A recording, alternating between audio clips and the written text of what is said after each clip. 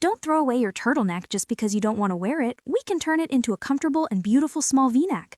First, mark the center of the front collar, then go 3.5 inches down from that mark and make another one. Connect the neckline point and the lower mark with a straight line, ensuring both sides are symmetrical. Cut carefully along this line only through the upper layer.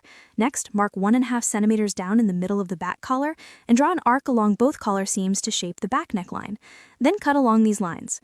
Once the neckline is cut, trim the collar and nearby seams, lay the piece flat, and remove any excess fabric.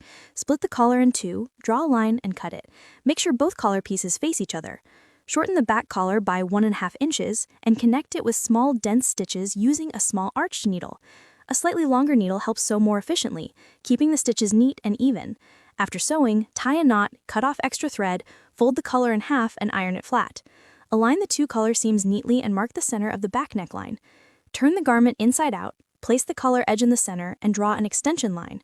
Open the neckline again, draw an inverted triangle and sew along the reverse side, leaving a 1 centimeter seam allowance.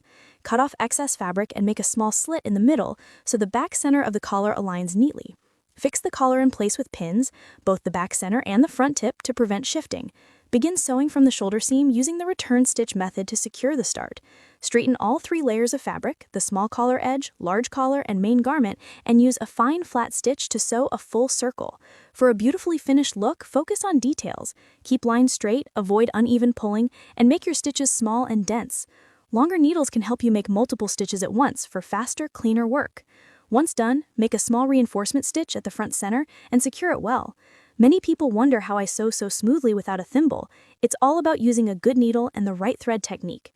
Use a double strand lock stitch to secure the edges neatly with no rough dragging. Wrap the thread around the needle, pull it through smoothly, and continue forward stitching to lock the hem firmly. This double thread hemming method is quick, strong, and perfect for everyday alterations. The result looks just like machine sewing. Even after washing, it won't fray or come undone. Finally, turn the garment inside out and iron it flat. Whether front or back, the neckline will look smooth, elastic, and professionally finished. Try it yourself and you'll see how beautifully a turtleneck can become a chic little V-neck.